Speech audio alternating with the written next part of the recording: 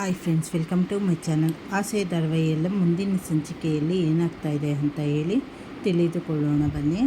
ಈ ಕಡೆ ವಿಶಾಲಾಕ್ಷಿ ಆ ಫೈನಾನ್ಸರ್ನ ಶಾಂತಿ ಮನೆಗೆ ಕಳಿಸಿರುತ್ತಾಳೆ. ಆದರೆ ಆ ಫೈನಾನ್ಸರ್ ವಾಪಸ್ ಬಂದು, ನೀವು ಹೇಳಿದ ಕೆಲಸ ಪೂರ್ತಿ ಮಾಡೋದಕ್ಕೆ ಆಗ್ತಿಲ್ಲ ಮೇಡಮ್. ಆ ಲೇಡಿ ಕೈಗೆ ಚೆಕ್ಕು ಕೊಟ್ಟು ಅಷ್ಟರಲ್ಲಿ ರಂಗನಾಥ್ ಅವರು ಬಂದು ತಡೆದರು. ಅದು ಅಲ್ಲದೆ ಆ ಡ್ರೈವರ್ ಸೂರ್ಯ ಮತ್ತು ಅವನ ಹೆಂಡತಿ ಮೀನಾ ಇಬ್ಬರೂ ಸೇರಿ ಸಪ್ರೇಟಾಗಿ ಕರ್ಕೊಂಡೋಗಿ ಅವರ ಮನಸ್ಸನ್ನು ಬದಲಾಯಿಸಿ ಬಿಟ್ಟರು. ಆ ಮನೆಯಲ್ಲಿ ಅವರಿಬ್ಬರೇ ತುಂಬಾ ಬುದ್ಧಿವಂತರು, ಸ್ಮಾರ್ಟ್ ಆಗಿದ್ದಾರೆ. ಆ ಮನೆ ನಿಮ್ಮ ಕೈಗೆ ಸೇರಬೇಕು ಅಂದರೆ ಅವರಿಬ್ಬರನ್ನು ಮನೆಯಿಂದ ಆಚೆ ಕಳಿಸಬೇಕು ಎಂದು ಹೇಳ್ತಾನೆ. ಆಗ ಮೀನಾಕ್ಷಿ ರೋಹಿಣಿಯ ಮುಂದೆ ಇಟ್ಕೊಂಡು ದೊಡ್ಡ ಪ್ಲ್ಯಾನ್ ಮಾಡಬೇಕು ಅಂತ ಯೋಚನೆ ಮಾಡ್ತಾ ಇರ್ತಾಳೆ. ಇತ್ತ ರೋಹಿಣಿ ಮನೋಜನಿಗೆ ಕಾಲ್ ಮೇಲೆ ಕಾಲ್ ಮಾಡಿ ಟಾರ್ಚರ್ ಕೊಡ್ತಾ ಇರುತ್ತಾಳೆ. ಕೊನೆಗೆ ಮನೋಜ ಕಾಲ್ ರಿಸೀವ್ ಮಾಡಿದಾಗ, ಮನೋಜ್, ನಿಮ್ಮನ್ನು ಬಿಟ್ಟು ನನ್ನಿಂದ ಇರೋಕ್ಕೆ ಆಗ್ತಿಲ್ಲ. 12ನೇ ತಾರೀಕು ನಾವಿಬ್ಬರು ಕೋರ್ಟ್ನಲ್ಲಿ ಮೀಟ್ ಮಾಡಬೇಕು ಅಂತ ನೋಟಿಸ್ ಬಂದಿದೆ. ಅವತ್ತು ನಾನು ಯಾವ ಕಲರ್ ಸೀರೆ ಹಾಕ್ಕೊಂಡು ಬರಲಿ? ನನ್ನ ಮನಸ್ಸಿಗೆ ತುಂಬ ನೋವಾದಾಗಲಿಲ್ಲ ನೀವು ಪ್ರೀತಿಯಿಂದ ತಪ್ಪಿಕೊಂಡು ಮುತ್ತೆಲ್ಲ ಕೊಡ್ತಿದ್ರಿ ಅಲ್ವಾ? ಈಗಲೂ ತುಂಬಾ ನೋವಲ್ಲಿದ್ದೀನಿ, ಒಂದೇ ಒಂದು ಸಲ ಅಂತ ಎಮೋಷ್ನಲ್ ಆಗಿ ನಾಟಕ ಮಾಡಿ ಅಳ್ತಾ ಇರ್ತಾಳೆ. ಆದರೆ ಮನೋಜ್ ಕೋಪ ಮಾಡಿಕೊಂಡು ಕಾಲ್ ಕಟ್ ಮಾಡ್ತಾನೆ. ಮತ್ತೊಂದೆಡೆ ಸೂರ್ಯ ತುಂಬಾ ಬೇಜಾರು ಮಾಡಿಕೊಂಡು ನನ್ಕೊತಾ ಇರ್ತಾನೆ. ಮೀನಾ, ಇವತ್ತು ಎಂಥ ಮಾತು ಕೇಳಿಬಿಟ್ಟು ನೋಡು. ಎಷ್ಟೇ ಆದರೂ ನೀನು ಡ್ರೈವರ್ ಅಲ್ವಾ, ನಿನ್ನಿಂದ ಈ ಸಾಲ ತೀರಿಸೋಕ್ಕೆ ಆಗತ್ತಾ ಅಂತ ಕೇಳಿಬಿಟ್ಟು. ನಾನು ಓದಿಲ್ಲದೆ ಇರ್ಬೋದು, ಆದರೆ ಕಷ್ಟಪಟ್ಟು ನಿಯತ್ತಿಂದ ಕೆಲಸ ಮಾಡ್ತಿದ್ದೀನಿ ತಾನೆ ಅಂದಾಗ ಮೀನಾ ಸೂರ್ಯನ ಸಮಾಧಾನ ಮಾಡ್ತಾ, ನೀವೇನು ಚಿಂತೆ ಮಾಡಬೇಡಿ, ನಾನು ನಿಮ್ಮ ಜೊತೆ ಸೇರಿ ಸಾಲ ತೀರಿಸೋಕ್ಕೆ ಹೆಲ್ಪ್ ಮಾಡ್ತೀನಿ ಅಂತ ಧೈರ್ಯ ತುಂಬ್ತಾಳೆ. ನಂತರ ಮೀನಾ ಹೊಸದಾಗಿ ಕಟ್ತಾ ಇರೋ ಫ್ಲ್ಯಾಟ್ಗಳಿಗೆ ಹೂ ಕೊಡುವ ಆರ್ಡರ್ ತಗೊಳ್ಳೋಕ್ಕೆ ಬಿಡರ್ ಹತ್ರ ಹೋದಾಗ ಅಲ್ಲಿಗೆ ವಿಶಾಲಾಕ್ಷಿ ಕೂಡ ಬರ್ತಾಳೆ.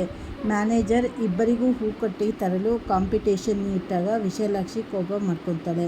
ಆಗ ಮೀನಾ, ನಾನು ನಿನ್ನ ಥರ ಬೇರೆಯವರನ್ನು ಜೀವನ ಮಾಡೋದಕ್ಕೆ ಬಿಡದೆ ತಾನು ಮಾತ್ರ ಬೆಳಿಬೇಕು ಅನ್ನೋ ಬುದ್ಧಿ ಇಟ್ಕೊಂಡಿಲ್ಲ.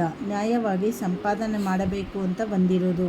ಖಂಡಿತ ಈ ಆರ್ಡರ್ ನನಗೆ ಸಿಗುತ್ತೆ. ನ್ಯಾಯವಾಗಿ ಸಂಪಾದನೆ ಮಾಡಬೇಕು ಅಂತ ಬಂದಿರೋದು. ಖಂಡಿತ ಈ ಆರ್ಡರ್ ನನಗೆ ಸಿಗುತ್ತೆ ಅಂತ ಹೇಳಿ ಸವಾಲಾಕಿ ಬರ್ತಾಳೆ. ಕೋರ್ಟ್ನಲ್ಲಿ ಮನೋಜ ಮತ್ತು ರೋಹಿಣಿ ಡೈವರ್ಸ್ ಕೇಸ್ ಶುರುವಾಗುತ್ತೆ. ಅಲ್ಲಿಗೆ ಮೀನಾ, ಸೂರ್ಯ, ಮನೋಜ್, ರೋಹಿಣಿ, ಶಾಂತಿ ಎಲ್ಲರೂ ಬಂದಿರುತ್ತಾರೆ. ರೋಹಿಣಿ ನಾಟಕ ಮಾಡ್ತಾ ಜಡ್ಜ್ ಹತ್ರ ಬಂದು, ಸರ್, ಲಾಯರನ್ನು ಇಟ್ಕೊಂಡು ಡೈವರ್ಸ್ ಕೇಸ್ ನಡೆಸೋವಷ್ಟು ನನಗೆ ಅನುಕೂಲ ಇಲ್ಲ, ನನ್ನ ಬಗ್ಗೆ ನಾನೇ ವಾದ ಮಾಡ್ತೀನಿ ಅಂತ ಹೇಳಿ ಪರ್ಮಿಷನ್ ತಗೊತಾಳೆ. ಸೂರ್ಯನ ಕಡೆ ಲಾಯರ್ ರೋಹಿಣಿ ಮೊದಲೇ ಮದುವೆ ಆಗಿರೋ ಇನ್ವಿಟೇಷನ್ ಕಾರ್ಡು ಮತ್ತು ಬರ್ತ್ ಸರ್ಟಿಫಿಕೇಟ್ ಕೊಟ್ಟು ಅವಳ ಒರಿಜಿನಲ್ ಹೆಸರು ಕಲ್ಯಾಣಿ ಅಂತ ಸಾಬೀತುಪಡಿಸ್ತಾರೆ. ಸೂರ್ಯ ಮತ್ತು ಮೀನಾ ಕೂಡ ಸಾಕ್ಷಿ ಹೇಳ್ತಾರೆ. ಆಗ ರೋಹಿಣಿ ದೊಡ್ಡ ಟ್ವಿಸ್ಟ್ ಕೊಟ್ಟು, ಹೌದು ಸ್ವಾಮಿ, ಮದುವೆ ಆಗಿದೆ, ಆದರೆ 6 ತಿಂಗಳಿಗೆ ನಾನು ನನ್ನ ಗಂಡನನ್ನು ಕಳ್ಕೊಂಡ್ಬಿಟ್ಟೆ. ಮದುವೆಗೆ ಮುಂಚೆನೇ ನಾನು ಮನೋಜ್ ಹತ್ರ ಈ ವಿಷಯವನ್ನೆಲ್ಲ ಹೇಳಿದೆ. ನನಗೆ ಮದುವೆ ಆಗಿದೆ, ಒಂದು ಮಗು ಇದೆ ಅಂತ ಎಲ್ಲನೂ ಹೇಳಿದ್ದೀನಿ. ಆದರೆ ನಮ್ಮಮ್ಮ ಈ ಮದುವೆಗೆ ಒಪ್ಪಿಕೊಳ್ಳೋದಿಲ್ಲ.